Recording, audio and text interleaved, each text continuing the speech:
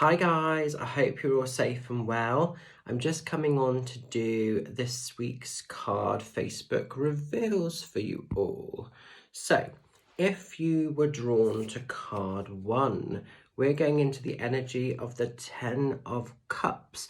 Now this came out last week. So 10 of Cups is all about connections. It's about having an abundant flow emotionally within your life. So it could be at the moment that you're really celebrating the connections, the friends, the family members that you have within your world. Now, a couple of people, when they got this card last week, were a little bit unsure why it kind of was showcasing for them. What I will say with this card, it's about really celebrating all the amazing people, the amazing family, friends, or just your own personal tribe that makes up your own spiritual family. It's celebrating all those great connections within your life. But sometimes with this, it could be perhaps if you're not having complete accessibility to that at the moment, it could be sort of remembering or perhaps thinking about past experiences, past connections. It's like I was thinking the other day about when me and my family used to go away on holiday together, and we used to have some amazing holidays, just as a unit, as us just being able to be, not wanting to sort of necessarily take or demand from each other, just being in that real vibration of love. And this is really what the Ten of Cups is about. It's being at one and in that vibration of love. So some of you might be reminiscing on sort of past connections. Some of you might be reminiscing on people that are no longer physically here anymore. But it could be like you're remembering the experiences, the sort of stuff you got up to that you did with those people that now perhaps are residing in the spirit world. And even if they're in the spirit world, their love, their support for you can still be found, it can still be present. So yeah, it is about emotional abundance, whether you've had that or got that accessibility now, or whether you've had it in the past. But that's really what this is kind of coming in and wanting to celebrate and just be thankful and grateful of. And if you had it in the past and it's not accessible at the moment, still be blessed with the fact that you've got to have those memories, you've got to have those connections and experiences, because some people never do, you know? Okay, so as we're going into card 2, we are going into the energy of the Hermit. So if you've been drawn to this card, perhaps there's a need to pull back from the world. Perhaps you're feeling a little bit overwhelmed by life at the moment, and maybe you're just needing to regather yourself and actually just come back into self, come back into source. I've been speaking to quite a lot of people recently. You can hear any background noise, it's just Oscar drinking his water, but he's drinking it like really loud. So apologise if you can hear that. But with the Hermit card, then this is definitely about just needing to pull back a little bit, to find your bearings, to find where you're at in this crazy sort of jigsaw puzzle of life. The Hermit is quite self-sufficient. They love their own space, they love their own company, and sometimes they just need that little bit of solitude. So sometimes nothing's bad or nothing's wrong. They just sometimes need to pull back from the world a little bit and just put themselves first. So maybe for some of you, if you've been drawn to this card at the moment, there's a little bit of TLC, there's a little bit of self-care that maybe has been happening or maybe is needing to happen at the moment.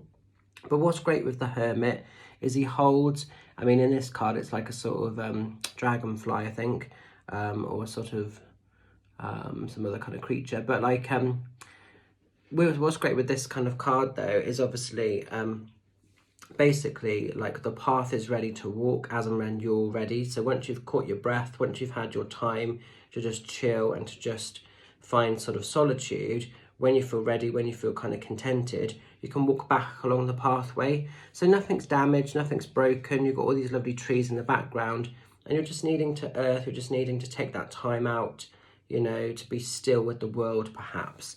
And it is a very complicated place at the moment, and it is making a lot of people feel quite vulnerable, quite overwhelmed, quite consumed in thoughts and feelings. So maybe that's happening with you guys as well. So go easy, go gentle, embrace that solitude, but don't stay in that energy of solitude forever. At some point when you feel comfortable, know that you can walk your independent path again, and it can lead to something of great value, of great quality. And finally, we're going into card 3, which takes us into the energy of the Queen of Wands. If you've been drawn to this, there's a lot of nurturing going on. There's a lot of kind of self awareness. There's a lot of self-power coming in for you at the moment. The queens don't sacrifice, they don't compromise, because it's the wand. It's about your energy, it's about your unique magic. It's wanting to harness all of these great qualities, all of these great skills. It's really, really wanting you to just get out there and to shine, to put your best foot forward, not to sacrifice, not to give up on anything. This is your time to make your kingdom work for you. So the queen wants to be empowered. She wants to kind of just get out there and do her thing, do it to the best of her capabilities. And it's that whole important thing with this about, with the Queen of Wands, there's never going to be a good time to do something. Sometimes we have to just take the plunge. Sometimes we have to just take a risk and create a time that works and benefits us, because there isn't always going to be a perfect time for things. So the Queen of Wands is nurturing. She's creating space for something brand new. So if you don't like an aspect of your life or how you're living a piece of your life, whether that is to do with people that are in it, whether it's the physical home itself, whether it's the career or the job that you're doing, whatever it might be, if you don't like something, change it. You don't have to stay in that energy. The Queen knows that she's entitled to something of much more quality, something of much more higher value, but is being brave enough to step out of the box, stepping out of the comfort zone to make it happen, to change it. So it's time to step up, to sort of invest in yourself, guys, if you've been drawn to this. So I hope that that resonates and makes sense. Sorry, we've got a lot of background noise going on here today, one thing or another. Sorry if you can hear that sort of plane flying past at the moment. So I'm going to leave the cards with you. I hope they resonate and make a little bit of sense. Stay well, stay safe, stay fabulous. Just a reminder that on Sunday I am in Shaftesbury in the town hall doing the holistic fair there. It's on from 10 to 5. It's free entry, and I will be there doing readings, £30 for half an hour. I do have a few spaces left if you would like to come along for a face-to-face reading, or if you want to have an hour reading, you can sort of put 2 spaces together for 60 quid. So if you'd like to come along and see me there, drop me a message, drop me a DM or a PM, whatever you call it, and we'll get you booked in. All right, my lovelies, take care, have a great week ahead, and I'll catch up soon. Bye for now.